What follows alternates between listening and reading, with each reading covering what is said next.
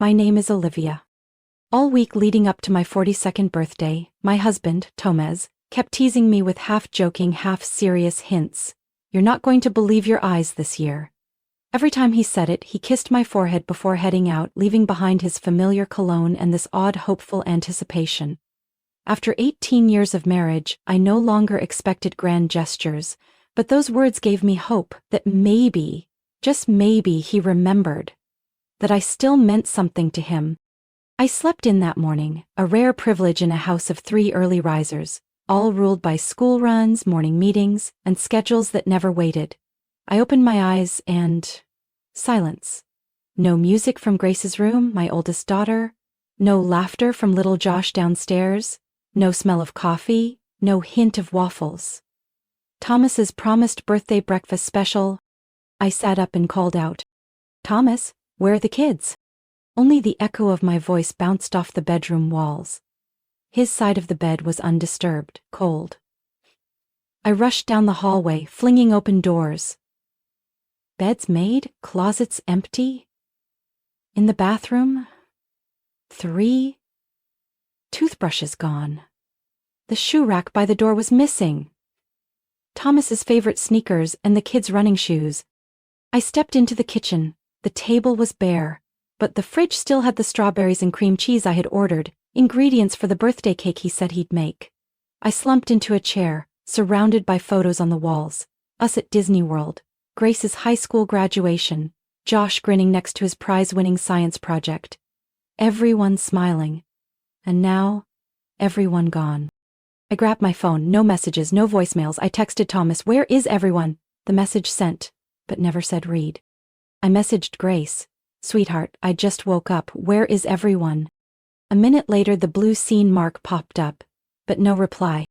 I texted Josh, "Honey, please tell mommy what's going on." Nothing. That's when I opened Instagram. Grace posts everything, from breakfast to the neighbor's cat. The latest picture was posted 2 hours ago. They were standing by an infinity pool with a city skyline glowing in the background. The sea, the sky, and the light filled the frame. Thomas held a champagne glass, and the kids were smiling, with orange juice in hand. The caption was simple, yet it hit like ice. "Dad's spoiling us 'cause mom's too boring." #Miami Escape. I couldn't breathe.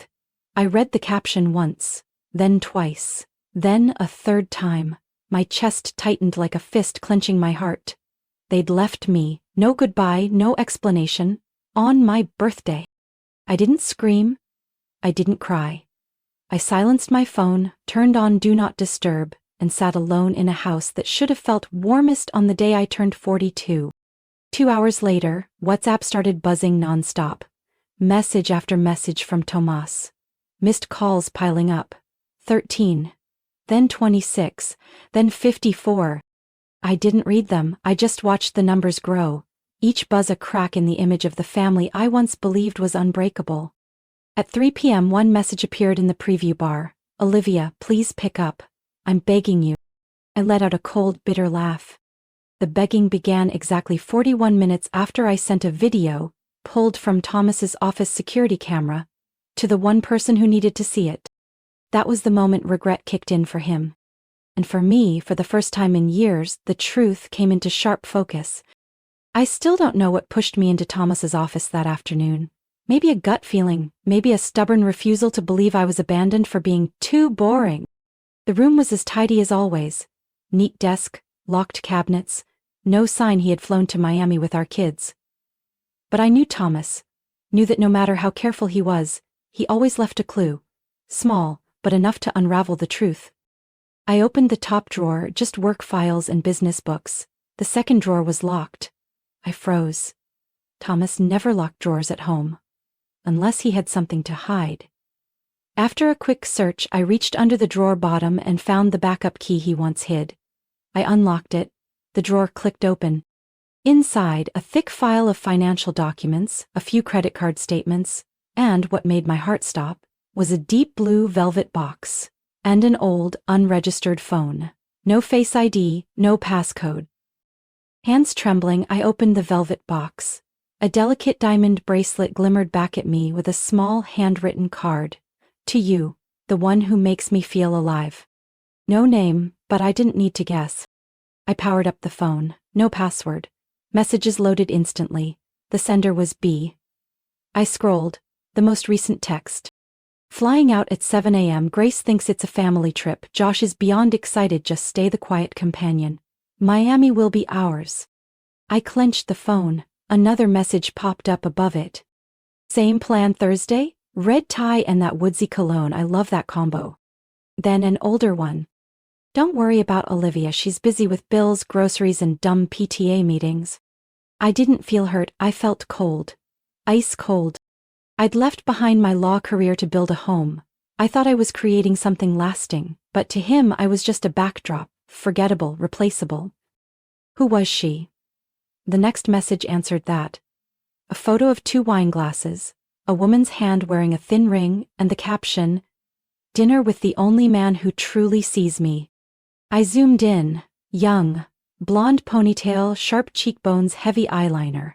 Bailey Grant. The new assistant Thomas kept referring to as a rising talent in product development. I remembered her at last year's holiday party, showing up with Thomas because new hires should learn how to network. I felt uneasy then, but told myself I was being paranoid. I wasn't. I just trusted him too much. I looked at the documents in the drawer. 3 plane tickets to Miami booked 3 weeks ago, a receipt from a luxury beachside hotel, a bill from a French restaurant. Every Thursday night. And one detail that froze me. A jewelry store receipt dated 5 months ago with a note. Gift wrap. No invoice enclosed. I laughed, not out of joy, but the kind of laugh that comes when you realize how long you've been played by someone you once loved most. I took pictures of every receipt. Then I remembered what Tomas once said. His company, Landford Tech, had just upgraded its security system after a data breach. I'd been invited to the launch event, where I met Andrew Carter, the head of IT, who once thanked me for helping his wife land a grad school scholarship. I dug through my own drawer and found Andrew's card. I messaged. "Hi Andrew, it's Olivia. I need your help. Absolute discretion." He replied a minute later. "Say the word." I sighed. This wasn't a marriage anymore. It was an investigation. And I was a lawyer, back on the job. Not out of passion, but in pursuit of truth. Andrew video called 10 minutes later. "What do you need?" he asked softly, seeing my face on screen. "I need access to the office cameras," I said, "specifically from last Thursday, and maybe a few other Thursdays." He looked surprised but didn't ask why. "The system keeps 90 days of footage. I can set you up with a temporary link. It'll expire in 24 hours. "Perfect, send it over ASAP." 15 minutes later, I had the link and a passcode. I drew the curtains, shut the office door, opened my laptop, plugged in headphones, took a deep breath, and hit play. The hallway outside the executive offices on the 6th floor appeared. Thomas's workspace. I set the time to 7:30 p.m., matching the timestamp from the burner phone texts. The timeline moved steadily. Employees left one by one. The screen was quiet for minutes. Then she appeared. Bailey, high ponytail, holding 2 wine glasses. She walked straight into Tomas's office without knocking. I switched to the office cam. What I saw made me pause the video, heart pounding. Thomas welcomed her with a hug. They sat shoulder to shoulder on the sofa, hands brushing over documents, and then kissed. Not shy, not guilty. The kiss of people used to doing this. I kept watching. As they adjusted their clothes, Bailey pulled out the same diamond bracelet. Thomas clasped it on her wrist, whispered something, and they kissed again. I pulled up another video, a different Thursday. Same thing, same 2 people, same office. I watched 2 more nights, same pattern. I logged timestamps, took screenshots, clipped videos. After 2 hours I had everything. Repeated intimate behavior, clear ethics violations, and misuse of company property for personal affairs. It didn't stop there. I reopened the credit card statements and cross-checked the dates. Theater tickets, hotel bills, dinners at upscale restaurants, all landed on Thursday nights. I created a folder titled Thomas_Lanford_proof, compiling all the videos, receipts, screenshots, and burner phone messages. I numbered each file, added captions, and wrote brief notes explaining each violation. Close to midnight, under the warm yellow glow of my office lamp, my hands trembled as I typed the subject line of the email. Internal Ethics Violation Report, Thomas Whitaker. I knew Lanford Tech's ethics policy well. Thomas once bragged about it when Forbes named the company one of the most trustworthy in the medical device field. The policy clearly stated, any romantic relationship between a manager and a subordinate must be disclosed, or it will be considered a serious violation. It also included clauses about the misuse of company resources for personal purposes, and undisclosed gifts within workplace relationships. I entered the emails of the chairwoman of the board, Linda Reynolds, the head of HR, Patrick Evans, and the general counsel, Marcia Delgado. In the message body I kept it short, factual, emotionless. To the board of directors at Lanford Tech. My name is Olivia Whitaker. As the legal spouse of Mr. Thomas Whitaker, Director of Product Development at your company, I feel obligated to report serious violations concerning ethical conduct and the misuse of company resources. In the attached folder, I have provided video footage of inappropriate conduct in the workplace with a subordinate employee, Bailey Grant. Expense records from our shared account, linked to undisclosed personal activities. Messages from an unregistered personal device confirming the relationship and cover-up plans. I trust that you will handle this matter according to the ethical standards your company upholds. Sincerely, Olivia Whitaker. I scheduled the email to send at exactly 8:45 a.m. EM the next morning, the same time as their weekly board meeting. According to Thomas, those meetings started promptly, with all phones set to silent to ensure focus. The next morning at 8:44 I made myself a cup of coffee, sat at my desk and watched the clock. 8:45, the email was sent. I wasn't loud, I didn't seek revenge, I didn't make a scene. I just needed the right moment, and the right people. At 9:10, I received a notification from my email tracking software the email had been opened, 3 times, forwarded, twice. And at 9:36, a message popped up from Andrew. HR just requested access logs for Thomas, what's going on? When my phone screen lit up with an alert from the company's security system, I knew the storm had arrived. Thomas, the man who once took pride in his reputation and status at Lanford Tech, had officially lost access to the entire company network. According to the Autonesis, Thomas Whitaker's access has been locked immediately. Please contact IT for further information. Shortly after the news spread across the office, Thomas had been asked to leave the premises and was escorted out by security personnel. I was sitting at my small home office desk, soft daylight filtering through the curtains, when Andrew confirmed it via message. Thomas has been escorted out according to security. Seems like the consequences are catching up. I sat still, heart frozen, but deep inside a quiet sense of resolution began to form. Justice was catching up to the man who had torn our family apart. Right after, I called the bank to report an emergency on our joint account. I requested an immediate freeze on all activity to prevent any further misuse of funds tied to Thomas's actions. The phone line buzzed, and I listened to the banker's professional voice. Each number and transaction now felt like a living piece of evidence from the crumbling of a shared life. After finalizing the freeze, I returned to the house. In my mind, I saw Thomas, the man who once promised everything will be okay, now a stranger. I stepped into the hallway with the new set of keys I had installed the moment I realized the old life was gone. I walked to the front door and changed the lock, sealing the past shut.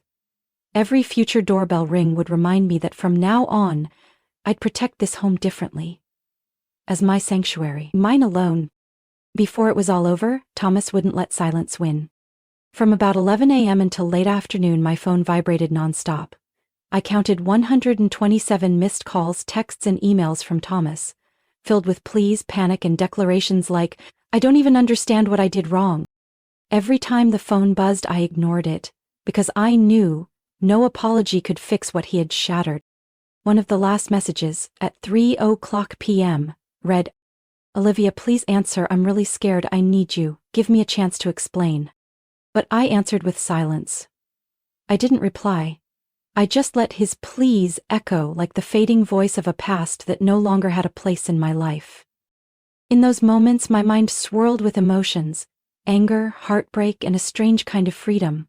I remembered all those quiet nights, those long afternoons spent alone over coffee, thinking about the life I sacrificed so much for. And now, Thomas had single-handedly walked away from it all. That evening after the calls began to fade, I sat by the window, watching the city lights sparkle like shards of a broken past. I opened my laptop, logged into my personal email, and checked for a reply from Lanford Tech's board. Within minutes, a message from Linda Reynolds arrived. The contents were brief, but meaningful. MS Olivia, we have received your report and are conducting an internal investigation. Our company strongly upholds transparency and professional ethics. Rest assured, appropriate action will be taken. Sincerely, Linda Reynolds. That message was a small light in the dark, a reminder that justice doesn't bow to empty regret. I felt lighter, and I knew the turning point had come. I was no longer the abandoned, deceived wife. I was rising. I was preparing for a new chapter, one I would write on my own terms. In the quiet stillness of my home, everything felt different. I turned on the living room light, played soft music, and sat down at my desk. I double-checked all the evidence I'd gathered. Security footage, expense records, burner phone texts, all unshakable pieces of the truth. I backed them up onto a private drive, ensuring nothing could erase what I had uncovered. Then a thought struck me. It's time to do something not just for myself, but for everyone who's been hurt by this kind of system. I was ready to face Tomas, not as the man who betrayed me, but as a symbol of disloyalty and irresponsibility. I began planning the final confrontation, the moment where I'd face him directly and let the world know I would not be silenced. That night, as the clock struck 10, I stood in front of the mirror, staring into my own eyes. I asked myself if I could ever forget the pain, but I didn't need an answer. I knew. Everything had changed. I had closed a dark chapter in my life and was standing at the edge of a new one, where I would be the author, unshaken, never looking back. The phone rang again, this time from a close friend who had stood by me. The call was short, just a few simple words. Olivia, you're incredible. I'm here for you. Warmth spread through my chest, a reminder that no matter how fierce the storm, I still had a lifeline in people who truly cared. In the silence of the night, I stepped out onto the balcony, looking up at the star-filled sky.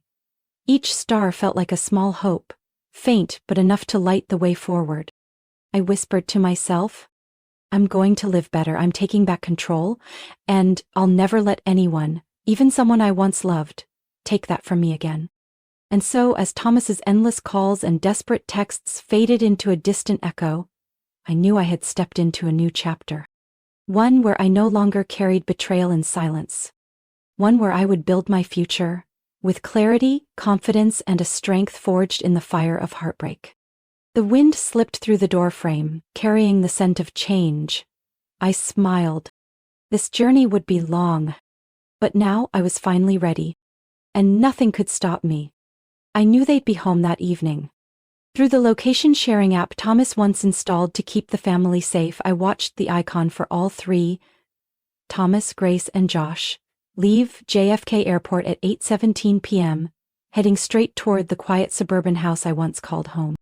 I had everything ready. I printed every screenshot from the office footage showing Thomas and Bailey. The images needed no explanation.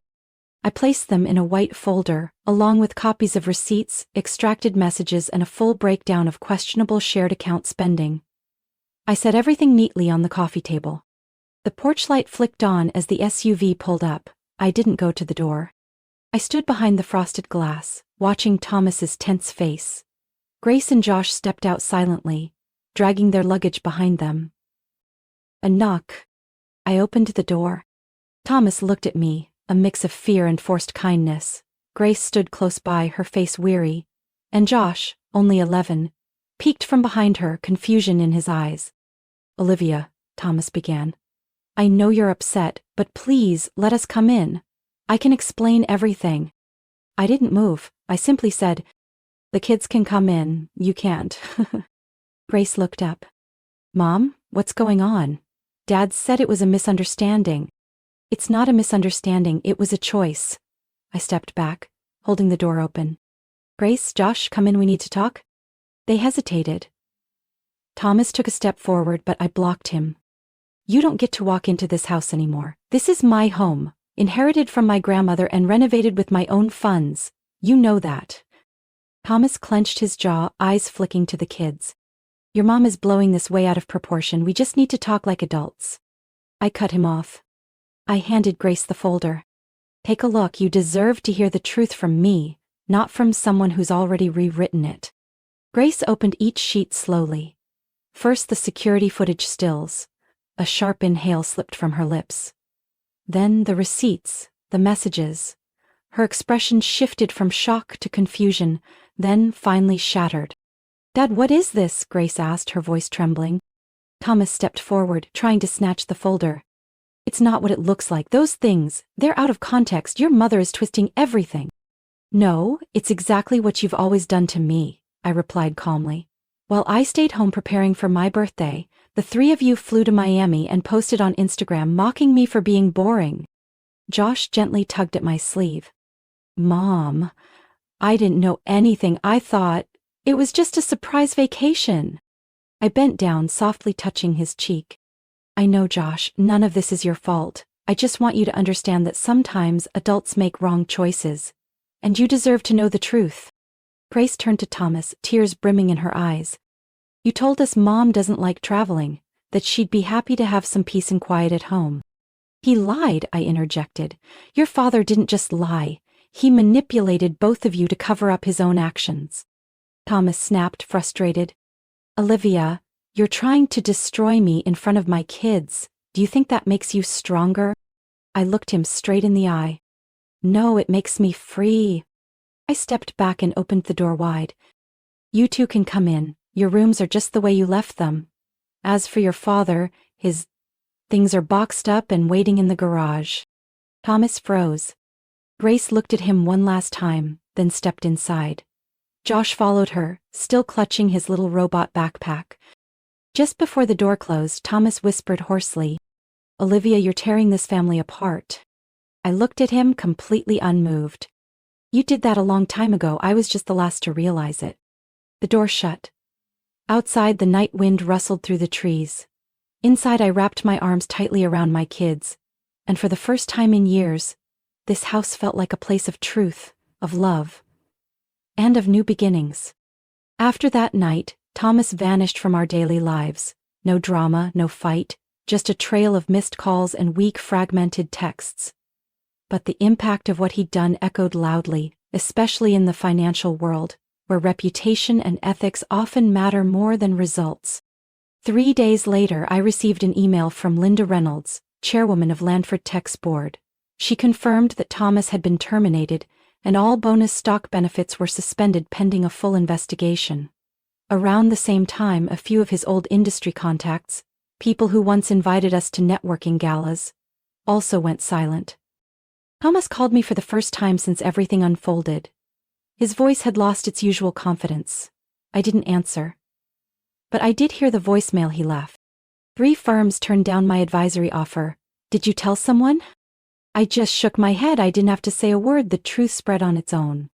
Bailey Grant, the blonde assistant, resigned right after Thomas was fired. According to Andrew, HR arranged a quiet exit agreement. I could guess the terms. A small settlement in exchange for staying silent online. Bailey disappeared from LinkedIn days later. As for me, I met with Stephanie, my best friend, and an attorney, at her downtown office. You've got everything, Stephanie said, flipping through the documents. And more importantly, that prenup Thomas signed? It clearly states infidelity means forfeiting asset rights. I nodded. We added that clause just in case. Never thought it would be my lifeline. This house, your grandmother's trust fund, your personal investments, all yours, Stephanie confirmed. I signed the divorce papers without hesitation. In the days that followed, Grace became unusually quiet. She'd often look at me like she wanted to speak but couldn't find the words. Josh clung to me, from bedtime to homework, always needing reassurance that I wasn't going to leave the way his father did. One night, while I was wiping down the kitchen counters, Grace walked in holding an old photo album. Mom, do you remember this? She asked, flipping to a picture from our Lake George trip when she was 7. I smiled. I remember. You refused to go swimming because you thought the fish would bite your toes. Grace giggled, then her voice softened. I'm sorry, about that Instagram caption on your birthday. I really thought Dad was telling the truth, that you'd be happy being alone. I placed my hand gently over hers. It's okay, sweetheart. We were all misled. What matters is you're seeing things clearly now. That moment became the first of many small repairs. We started new traditions. No more rushing through Sunday mornings for Thomas's golf outings. Now we had Sunday pancake breakfasts with everyone choosing their own toppings. No more silent dinners interrupted by his buzzing phone. Now we had no device dinners filled with conversation and laughter. Josh created a fun jar. Each week we draw a card with something to do together, baking cookies, painting, a picnic, or just a movie night with old cartoons. I also returned to my old passions. I pulled out my watercolor set untouched for nearly a decade. My first paintings were far from perfect, but when Grace looked over and said, "It looks like you when you watch us sleep," I knew I had found a lost piece of myself. One night, as we played Scrabble in the living room, Josh looked up at me, hesitant. "Mom, are we gonna be okay?" I looked at both of them and nodded. "I won't promise it'll always be easy, but I promise I'll always be here. And the three of us, we're rebuilding this together with love and truth." Josh smiled, Grace nodded, and in that moment I understood. Family isn't about perfection. It's about choosing to stay for each other. The storm had passed, and from the wreckage we began to rebuild what truly mattered. This time, no one would be left behind. My healing didn't begin with grand gestures. It started with small steps. The first week after the divorce was finalized, I went to see Dr. Monroe, a therapist a college friend had once recommended. Her office sat in a quiet part of town, filled with cream-colored armchairs, warm light, and a hint of lavender in the air. The first session I just sat there, no tears, no words, just silence. Dr. Monroe didn't push. She simply said, "When you're ready, Olivia, no one will be able to stop you." By the third session I began to speak about the years I gave up my career to be the perfect wife, about feeling invisible, about the moment I saw my husband kissing another woman, in the very office he once bragged about being respected in. I spoke of lonely nights after the kids were asleep, wondering, can I really start over at 42, and not drown in fear? Dr. Monroe didn't give me an answer. She just smiled and placed a sketch pad and some crayons in front of me. "Try doing something you used to love." I came home, dug out my watercolors. Grace watched quietly as I mixed colors. A few minutes later, she pulled up a chair beside me and pointed. "You're messing up the proportions, let me help." Since then, I've dedicated one evening a week to painting. Not for display, but to breathe. To just be me. Not a mom, not an ex-wife, just Olivia. I slowly reconnected with old friends, especially a group of fellow law school grads. One of them, Rachel, invited me to a panel at her law firm. After the talk, a man approached me. Ethan Clark, head of HR at Whitman Consulting Group. "I've heard your name, Olivia. Back in Boston you won a pretty high-profile corporate ethics case." I nodded, surprised anyone remembered. "We're expanding our compliance division and I think you bring a perspective a lot of firms are missing." I asked for time to consider. After talking with Grace, I said yes. Not to prove anything, but because I finally felt ready to work again as a woman of value, not someone hiding behind someone else's success. The new job didn't just restore my confidence, it reignited my passion, using the law to protect fairness and give a voice to the overlooked. A year passed since I woke up to that empty house and a birthday forgotten in the cruelest way. My 43rd birthday arrived on a soft April morning. I woke to the smell of baked goods and hot coffee, jazz music floating through the air. Grace and Josh had woken early, decorating the living room with pastel streamers and a handmade sign. "Happy birthday to the strongest mom." My parents came by with a pot of stew, my childhood favorite. Rachel and a few close friends brought cake and sunflowers, and Ethan, the one who gave me a second chance, stopped by with a book I'd mentioned months ago in passing. That evening, after everyone left, I stepped into the backyard where I'd planted a small flower bed during the early days of the divorce. A reminder that anything can bloom again if you're patient enough. I looked at the sky, exhaled deeply, and thought about what Tomas once said. "This year your gift will blow your mind." Turns out he was right. It just didn't come from him. It came from truth, from freedom, from me. and it was the most beautiful gift I'd ever received. Olivia's story is proof that sometimes loss marks the beginning of real life. From a woman betrayed and dismissed, she rose, defending her children, her dignity, and her truth. Olivia didn't just reclaim control, she rediscovered her worth, her career, and genuine connections. In a world full of chaos, strength isn't the absence of pain, it's the courage to rise beyond it. What do you think about Olivia's journey? Did she make the right choice by starting over on her own? Share your thoughts below, and don't forget to follow the channel for more inspiring stories about family, strength, and resilience.